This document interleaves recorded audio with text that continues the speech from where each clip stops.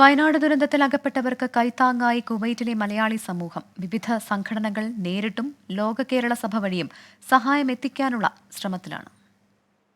വയനാട് ദുരന്തത്തിൽ അകപ്പെട്ടവർക്ക് കൈത്താങ്ങാവാൻ കുവൈറ്റിലെ മലയാളി പ്രവാസി സമൂഹം വിവിധ കൂട്ടായ്മകളിലൂടെ ശ്രമങ്ങൾ ആരംഭിച്ചു.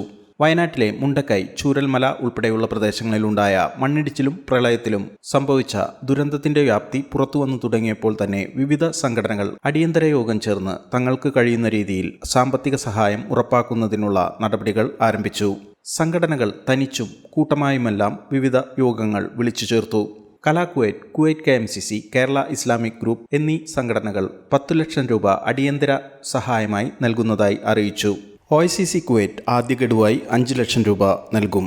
കുവൈറ്റ് കേരള ഇസ്ലാഹി സെന്റർ ആദ്യ ഗഡുവായി 5 ലക്ഷം രൂപ കൈമാറി. നിരവധി സംഘടനകൾ അംഗങ്ങൾക്ക് സഹായാഭ്യർത്ഥന നൽകിയിട്ടുണ്ട്. വരും ദിവസങ്ങളിൽ സഹായധനം സംബന്ധിച്ചുള്ള കൂടുതൽ ചിത്രം വ്യക്തമാവും. ഭവന നിർമ്മാണം ഉൾപ്പെടെ തുടർന്നുവരുന്ന വിവിധ നിർമ്മാണ പ്രവർത്തനങ്ങളിൽ സഹായമെത്തിക്കുമെന്ന് IMCC, ICF, KIC തുടങ്ങി നിരവധി സംഘടനകൾ അറിയിച്ചു. കുവൈറ്റിൽ നിന്നുള്ള ലോക കേരള സഭാംഗങ്ങൾ വിളിച്ചു ചേർത്ത യോഗത്തിൽ 30ഓളം സംഘടനകൾ പങ്കെടുത്തു. സത്താർകുന്നിൽ അധ്യക്ഷത വഹിച്ച യോഗത്തിൽ R. നാഗനാഥൻ ദുരിതാശ്വാസ പ്രവർത്തനങ്ങളുടെ ഏകോപനത്തെക്കുറിച്ച് സംസാരിച്ചു. മണിക്കുട്ടൻ എടക്കാട്ട് അനുശോചന സന്ദേശം വായിച്ചു.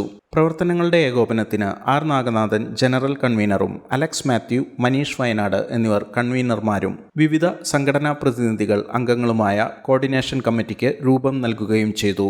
TV ഹിക്മത്ത് സ്വാഗതവും ബാബു ഫ്രാൻസിസ് നന്ദിയും രേഖപ്പെടുത്തി. ജലിൻ തൃപ്രയാർ, 24 കുവൈറ്റ്.